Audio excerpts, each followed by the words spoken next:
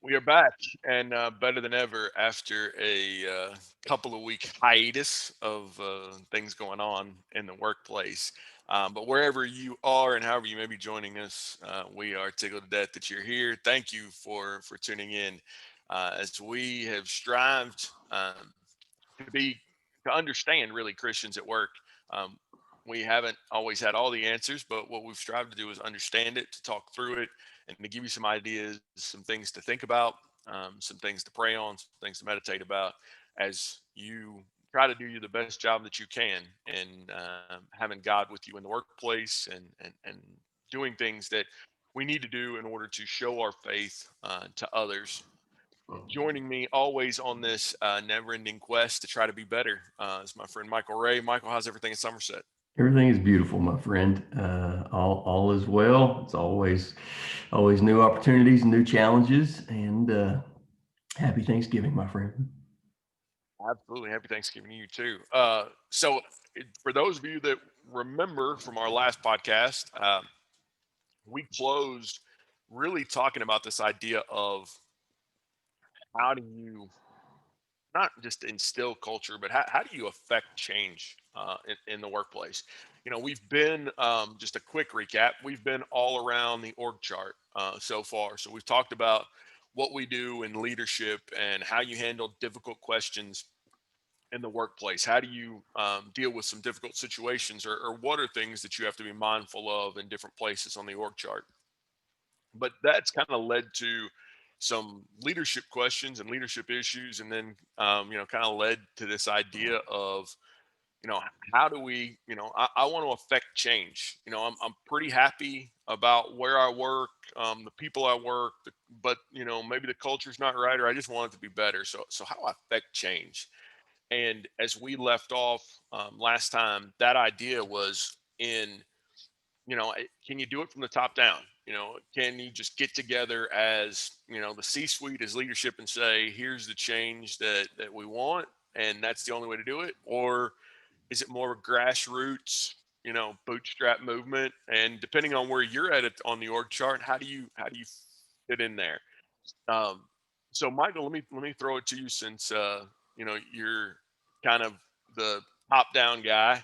um, how do you start if you're affecting change from the top down? So if you want to affect culture change uh, in the workplace, and you're in the C-suite, h- how do you start that? What's your first step? We're looking for nuts and bolts this morning.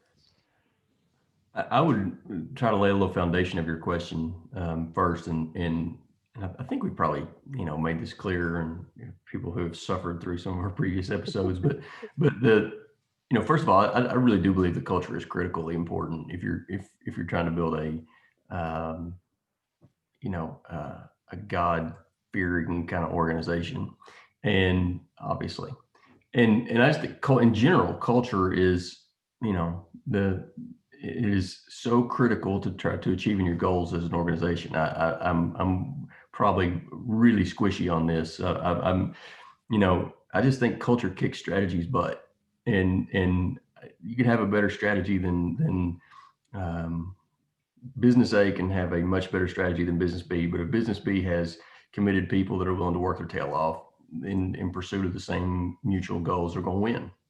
And so I just think culture is critical. And if if there has been a failure in you know this is easy to say from somebody who hasn't been in the fray, but if there has been a failure in corporate world, is it's the value of hard the valuing of hard numbers and strategies over building impressive cultures. And we talked about a little bit last time how why building cultures in corporate America is more difficult, and I appreciate that. But also think that matters. That companies with great cultures, they make it.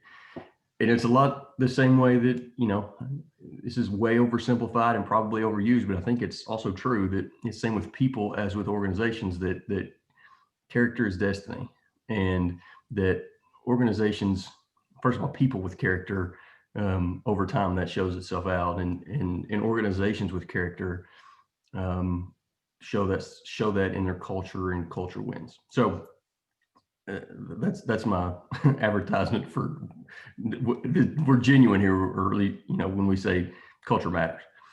Now, where does culture come from? I think that there's a challenge when we try to say, well, can you enforce a culture from the top, or can you have a revolutionary culture from the bottom? Both are limited, and if you really want ideas that permeate the organization, it has to be held by both sides, right? And I don't mean sides as in that they're pitted against one another. I just mean that the grassroots, ground floor production workers, they genuinely have to believe in the same things as the C-suite, if the culture is really going to work. Now, to your point, how do you get there? So I think you would agree that culture that is only preached from the C-suite and never makes it to the production floor is worthless, right? It's platitudes that, never, the customer never sees the value of, because they're never permeated through the organization. They're never seen, the customer doesn't value them, all those kind of things. In the same way that values that are held on the production floor but aren't held in the C-suite, they hit a dead end too, because you can have great morals and ethics and customer service on the production floor, but if the decisions that are made at the top are unethical and have a completely different, then you have undermined all the good in a lot of ways. So, man, that was way more than should have been said about that. But it's got, all that summarized, if you don't have both sides, then you really don't have culture. You may have a culture in progress, but you really don't have a culture. So now the actual question that you ask, what do you do?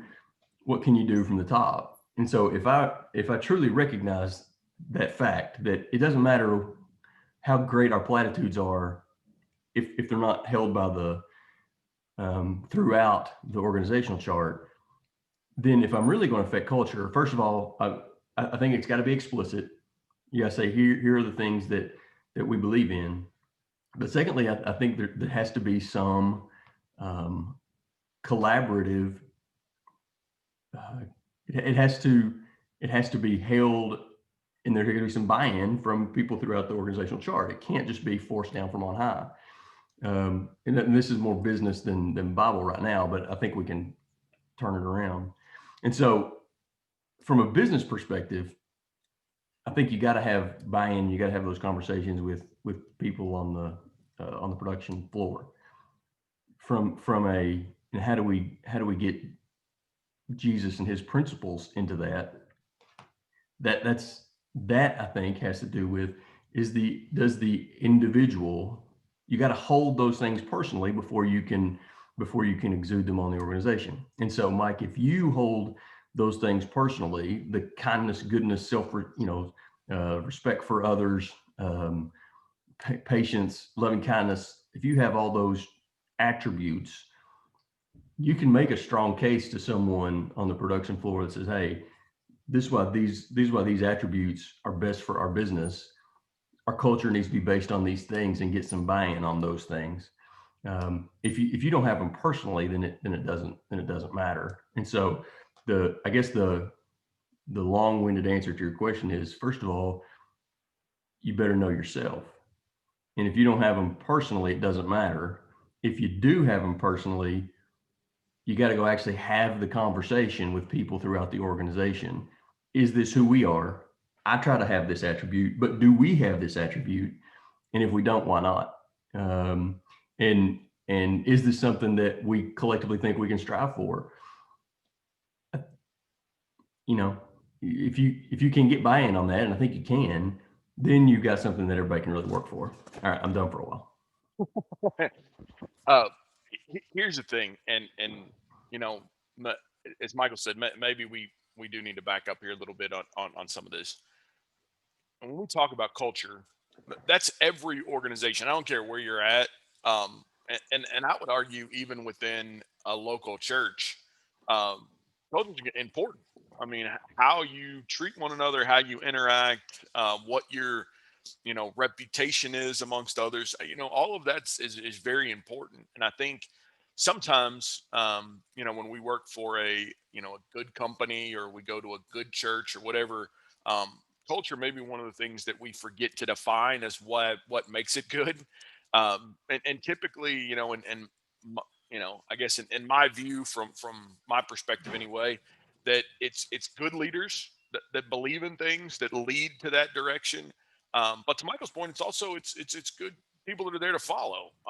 So it comes down to people. And when we talk about culture, it's vitally important, I think, at how you do business. It's vitally important customer facing, and it's also vitally important as you bring talent in. And as we've talked about in previous lessons, episodes, however we want to call these things, um, that you can have top performing talent that your culture may kill that person. Not again figurative, not literally, but your culture may choke them out, and they could say, if they're a scumbag, if they live in the unethical gray world, and you've got a high ethics, high moral place, um, that person's going to move on because they don't like it. It's uncomfortable to them, and if you can't get them to, kind of acquiesce, then they're going to leave. But there is a huge value to someone wanting to come and work in an environment in a place where these things are not only are they on the wall, and I'm you know everybody again that knows me that's listening to this podcast, both of you know that I'm a cynic here, and I'm out on pithy sayings on the wall, right? If you found some posters at Successories and you put them on the wall and you think that's culture, you don't understand culture. Right. And I think there are certain companies from the C-suite that try to do that. They have these corporate initiatives where, they have pithy sayings, but there's nothing behind it. There's no actions. There's nothing behind that. So that's also, it's just platitudes, as Michael said. I mean, it's just, it doesn't mean anything. So you got to have the people that are going to be able to follow through on the culture, and you got to have the leadership. So I think it's a both and. It's not a top down or bottom up. I think it's a both and, as we've kind of talked about here. But let's say let's go around a little bit our org chart that we've been so far. So Michael, let's take you out of the C-suite, and you're production worker Joe, uh, and you want your work environment to be better, right? Maybe you can't affect the entire corporation's culture, but you just want your shift to be better. What do you do tonight to start making your shift better? Yeah, great question. And I think that hits on a very important topic, and that is understand that um, have there's got to be, even if you want to change the world, you got to change your family first, right? Is that there's got to be stepping stones. So yeah, I'm all about guy on the production floor changing the whole organization, but you better be able to change your coworker first, and you better be able to affect your shift first, and maybe you know people with that kind of charisma and attitude and culture can get promoted, and maybe eventually you can have that kind of impact, but first you better be able to have that impact with your work team or your immediate shift. So what do you do if you're the entry level on the shop floor? And we've all been there. We've all been in that position. So practically, what do you do? Well, I would say and I'll start and then I'll turn it over. The first thing I would say is, and this is 100 level class here. This is nothing earth shattering. What about just be a good person, right? That was what Jesus would expect us to be, first of all, because anything else that we say that we want to affect, any other studies or invitations that we want to put out there fall flat. We've said this many times if we don't have the ground level. So I was thinking about what verse or passage, we could pick a bunch, what passage I would think about to describe that character of someone who can be salty in their workplace and have an influence. And one, for whatever reason, the one that hit me was Second Timothy chapter 2. If you just think about it, if you had this person on the production floor, could they influence the shift? The Lord's servant. First of all, that's important. Who are you working for? We've talked about that before. The Lord's servant. The Lord's servant must not be quarrelsome, but kind to everyone, able to teach, patiently enduring evil, correcting his opponents with gentleness, that God may perhaps grant them repentance leading to knowledge of the truth and may come to their senses and escape the snare of the devil. So if there was someone on the entry level production floor shift who was not quarrelsome, patient, kind to everyone, and when someone did disagree with them, they corrected them with gentleness. Man, wouldn't that be the kind of person that could have some influence? And so, the base level is, um, have a little spirit in you, have salt in yourselves, as Jesus would say, and you better start by having that with yourself and being having His Spirit in you. Yeah, my only pushback there is I don't even think that's 100 level. I think that's the remediary course. That's what you've got to pass to get into the course. It's It's first a go get you some prereq. salt. Yeah, it's a prereq. Go get you some salt first. If you want to influence others, you got to get some salt yourself. And as we've talked about before, that's spending time with Jesus. That's what makes you a better person. And then once you're there, once you have the prereq, to me the 100 level class is just that. Now act on that. I don't know how much more simpler to say it than you did, but just be a good dude. Just, I mean, come in and be somebody that other people want to be around. And that doesn't mean you got to be charismatic. I think sometimes we get lost in these doldrum ideas where we think, well, I've got to come in and, be a gospel preacher for my shift. No, you don't. No, you don't. You don't have to come in and be a gospel preacher for your shift. You don't have to come in and quote a ton of Bible verses for your shift to help your coworkers be better. You know what the best thing you can do on your shift? Be likable. Show up, do a good job, help other people, be compassionate.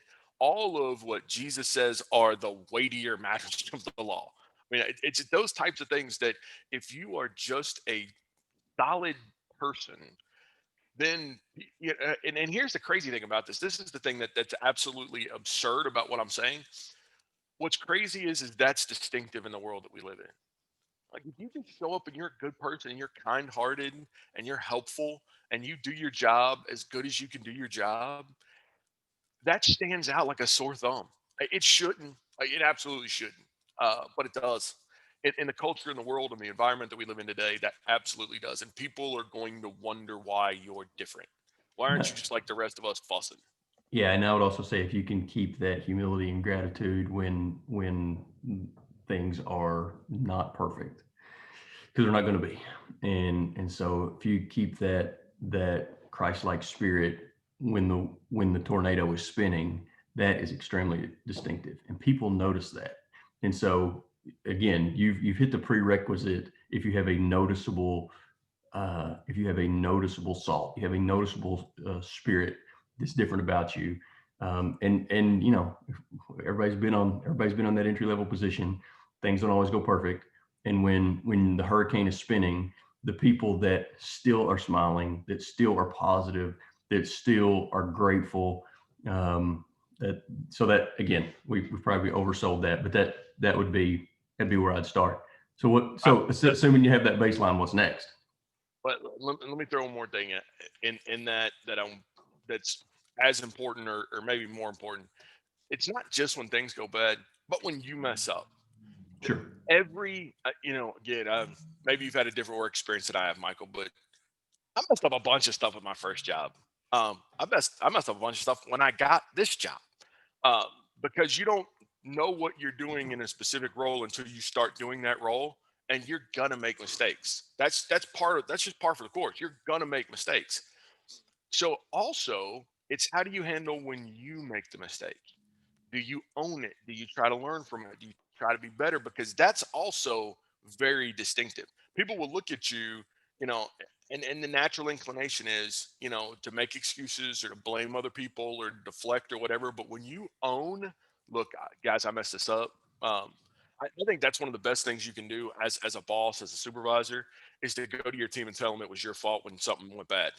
Guys, this is on me. I blew this. I had the wrong whatever strategy idea, and this one's on me. It's sitting on you. I'm going to take this back to senior management, and this is me. Um, that brings teams together. That's, when you own where you're at. So didn't want to go too far down that road, but I think you've got to own your own mistakes and keep a positive attitude to it, as well as when things go bad in the company. So So started. should it surprise us that that's a biblical principle? What is confession? I mean, the confession is, definitionally, I think you go back to the root of that word. It just means that you agree with, there's an agreement. That's the kind of the core principle. Confession is we agree with God that we've screwed up. If it is the realization and the acceptance that we screwed up, that's confession. It works just as well in the business setting as it does in the spiritual setting. Again, I'm not trying to conflate those two things. I understand the significance of that from a religious setting, but it shouldn't surprise us that's a biblical principle. Yeah, it's ownership, and I think probably one of the most underrated, talked about biblical characteristics is just that, is ownership. Ownership of where you're at, ownership of what you're doing. Probably get some in there. I'm gonna jot that down. But all right, so we've got there. We're at the baseline. All right, now how? So I'm good. Let's say that. How do I affect change? How do I Well, how do then. I how do I start making the people around me better? Well, to me, that's the next thing is in your example. And again, another very strong biblical principle. We talk about First Peter 3, about women, that being silent by their actions alone have won over unbelieving husbands. That our example is very, very powerful. And what happens is you start getting the questions of, you know, Michael, why doesn't this bother you? You're in here working hard, and they don't pay us enough, and that this is wrong, and that that's wrong. Why do you still come in here and work hard and do a good job and keep smiling? You should be cutting corners like the rest of us. You should be down on everybody like the rest of us. That distinctiveness begins to stand out, and you'll get opportunities that are doors that will open that'll say, why are you different? Because you're different than the rest of us, and we got to figure out why. And so that opens the door to say, hey, here's why I'm different. I don't work for our crummy ship supervisor. I don't even work for the middle manager. I don't work for the head of this department. I don't work for the head of this company. I work for God. Let me tell you about how that works.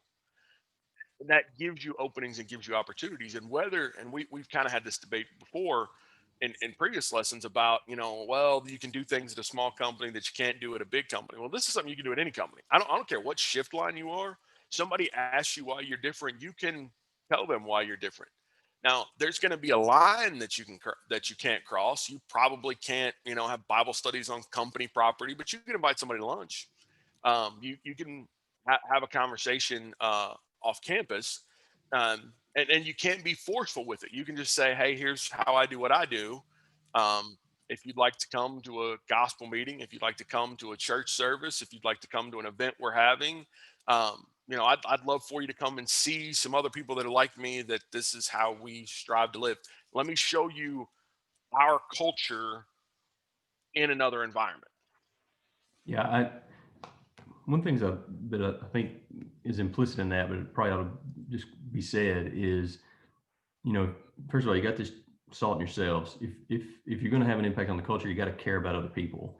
And so, the idea that you can be on the production floor, you put your headphones in, you put your head down, you just do your thing. You don't look at anybody else. You don't care about anybody else. I don't think that's the example of the person that we're talking about. The person that we're talking about does look around. They do care. They do listen. They do catch that if somebody's struggling with something with the family or with the kids or with the marriage, or that we not that we're nosy. I'm not saying that we're prying, but we care. And so if we care, we kind of find those opportunities that you're talking about. And to your point, especially, I think this is so poignant in the current world that we're living in. If somebody's going through that, and I don't know, take an example from this week. Somebody's depressed because they normally have a 30-person Thanksgiving, and this year they're not. That's happening. That's happening this week. And if somebody with their ears open is going to hear that conversation. And if you care about somebody, you say, hey, I know it's a hard week for you. I just want you to know I'm praying for you. Mhm. That matters. And and and again, you got to care. You got to have your eyes open. You got to have enough fortitude in yourself to do that. But if you genuinely care about people, you can have those kind of conversations. And then you say, hey, I know it's a real difficult time. Hey, you want to have a Zoom call later. That happens. Mhm. I tell you, when the world fell apart in March and April, one of the things that kept me sane was the ability to be on Zoom calls and have conversations and face-to-face interaction with my brethren. That Mhm. that mattered. It wasn't, obviously we tried to worship virtually and all those things, but having real interaction mattered.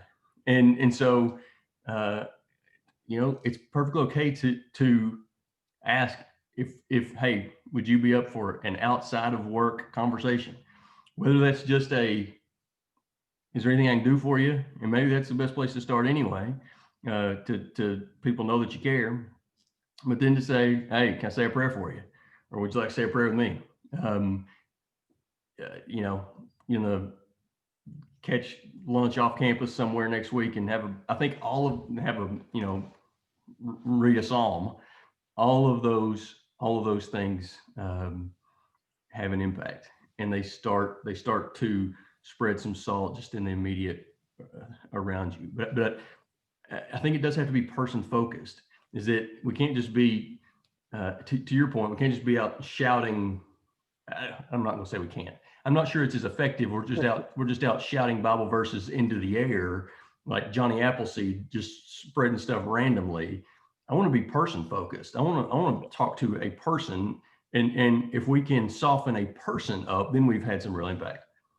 Yeah, and correct me if I'm wrong, but I do not remember the passage in Acts where you just yelled random biblical things out into the earth, and that's how it worked. Like to me, when I go through the Book of Acts, it was always person focused, right?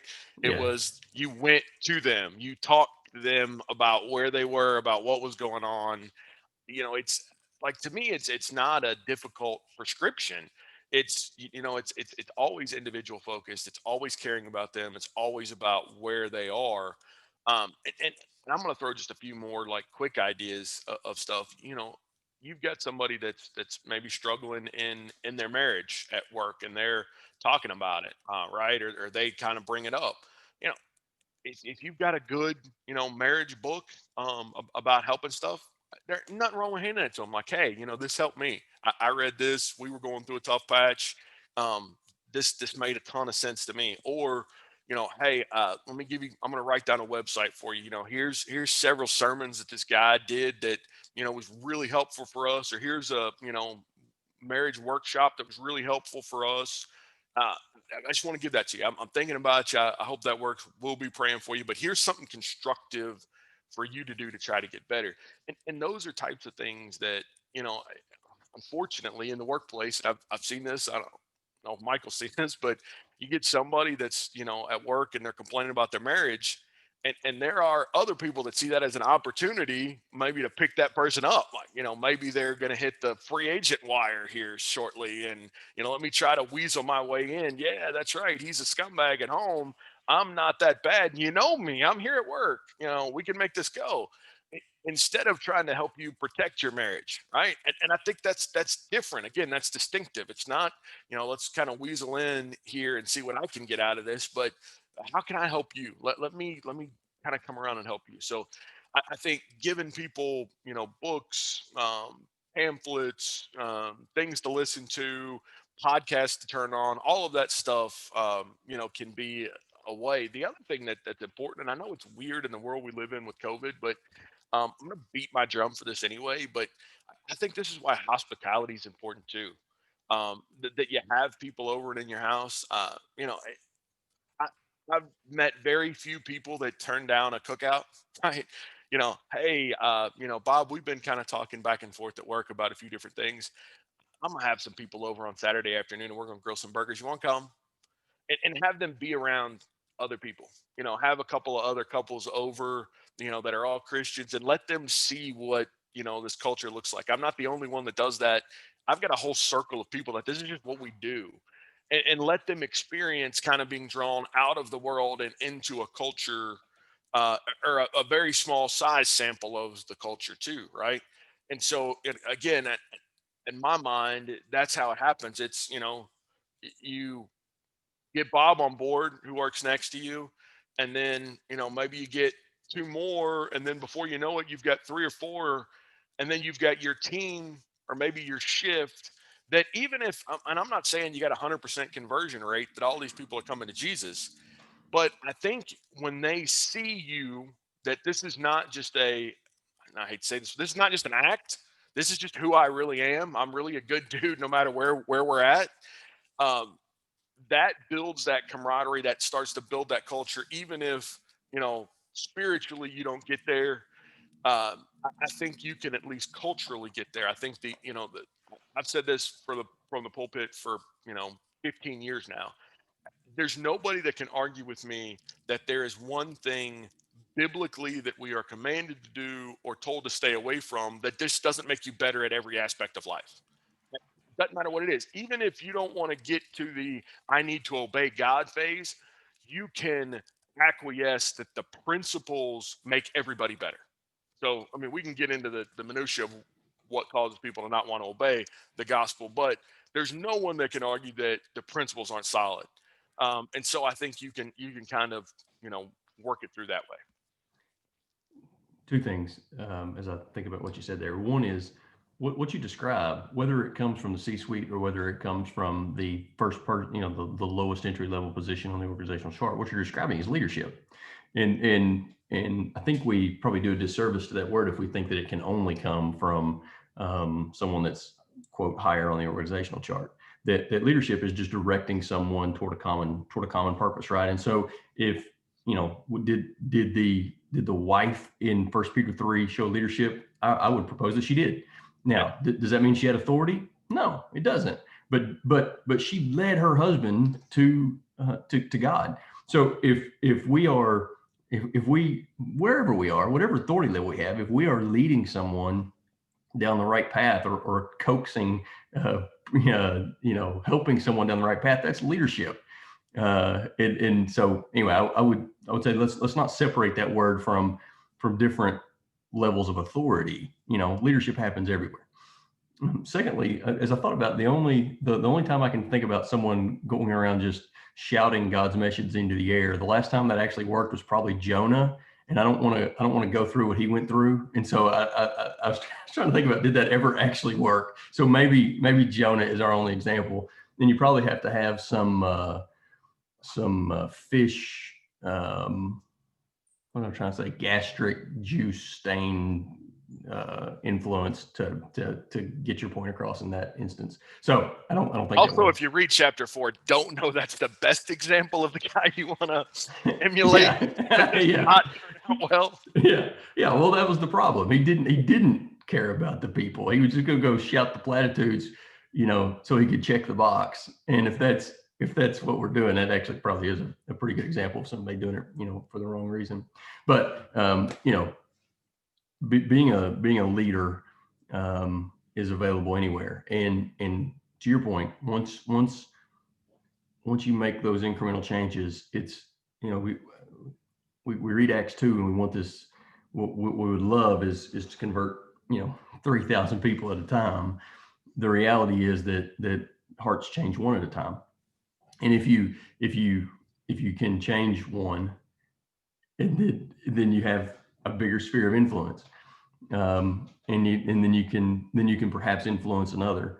That's the way the gospel works, and there's no, I shouldn't get squishy about the fact that that's the way the gospel works in the workplace too, is that it works one heart, one employee at a time.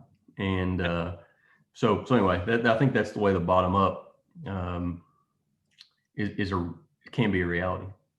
Well, and one of the things that I love about reading through the scriptures is it's not just the good stuff, right? Acts doesn't just tell you the winners. The Apostle Paul struck out a bunch. I mean, there were a bunch of times that he just, didn't convert them, didn't change hearts. Actually, it went the other way. They, Got tried to, stoned. yeah, tried to throw rocks at him until he stopped moving. Stuff like that. So it's not just the good. It's not as if, the Apostle Paul went from town to town, converting towns at a time. And I think sometimes we get frustrated when we don't have a 100% success rate. Um, but instead, what we've got to understand is, each one reach one, each one teach one. It's a one at a time, and not everybody's going to say yes. And I think that's what shies some of us away of even trying. If I can't have 100% success rate, I'm not going to try. Well, um, that's a problem. There's no salesperson that has 100% success rate, and they pay guys a lot of money to swing a bat that have a 25% success rate or a 30% success rate. In baseball, if you're a 300 hitter, you're one of the best of all time. Now that means that every 10 times you get up, 7 times you lose. It's phenomenal to me, how sometimes we look at these numbers. Um, but we've got to understand that we can affect change and we can affect culture even if we don't, ultimately win the soul. It can just be that people see a difference and want to start being better. That soul may come years down the road. We don't have any idea where that's going. That's also between them and God. It's not our problem.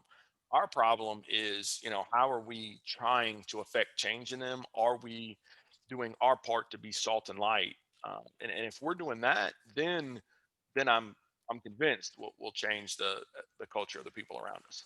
Yeah, and you got to keep the time frame in mind too. Is that God works on a different time schedule than we do, and people are long term projects. I know I am, and so Amen.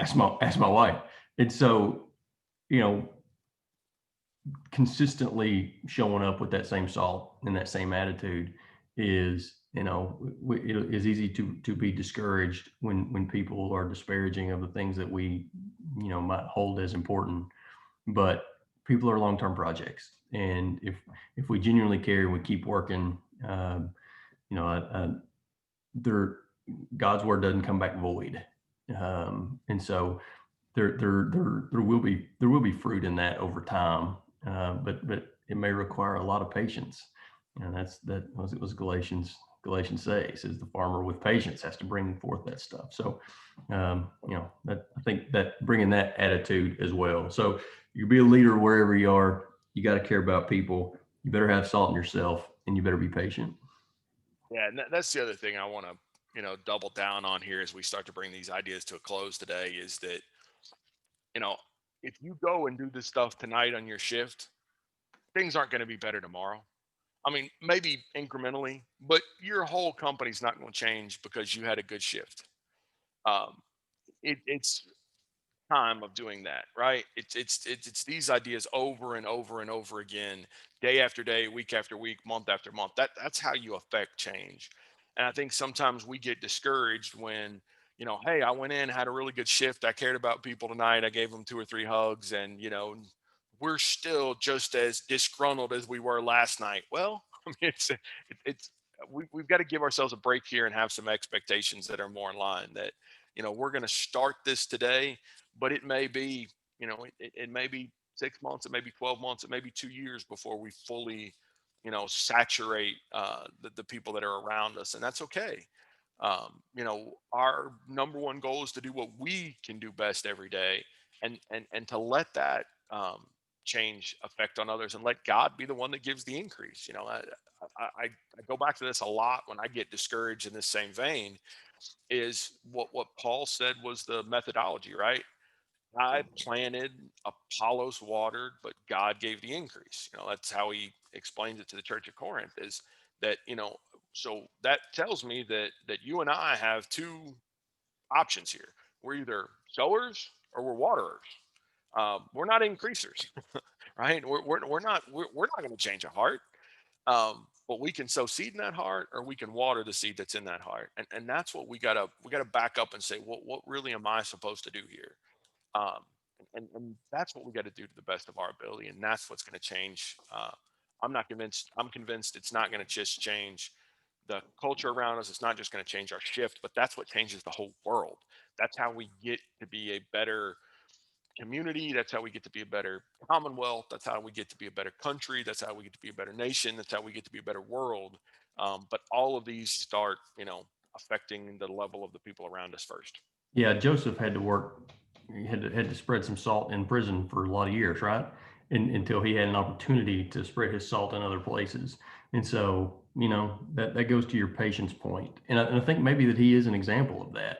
Is that his attitude and the way he treated people in prison ultimately got him an opportunity at a higher level of the organization, so to speak. And we know where he ended up. But it took a long time. I'll And then, argue if anybody has the right to be disgruntled, it's that dude. yeah. Like, give me your sob story against him. If you're disgruntled, if you only knew how I grew up, really? Me? Yeah, Holler at Joseph. and what was it that had an impact? He cared about people and he had his attitude. And so those things went from prison to second in command of the greatest nation in the world at the time. But And so it matters. the incredible thing about the story of Joseph, and I don't want to we're bumping up against the stop here, but I don't want to get too far down this rabbit trail. But you know, you're in prison, right? Joseph's in prison, and they've kind of made him the leader of the prison. And a guy walks into prison, and he's like, "Why long face?" I mean, that's like, to me, that's the epitome of affecting change, no matter where you're at. Why long face? Because we're in prison, man. Like, everybody should be sad and upset here. Like, what are you doing coming over here asking me why I'm sad? Like, I'm in prison. That's why I'm sad. This is a sad place to be. But I think it's incredible about, we can control our attitude and we can control our disposition regardless of our circumstances. And if there's not a better proof text than Joseph, I don't know what is.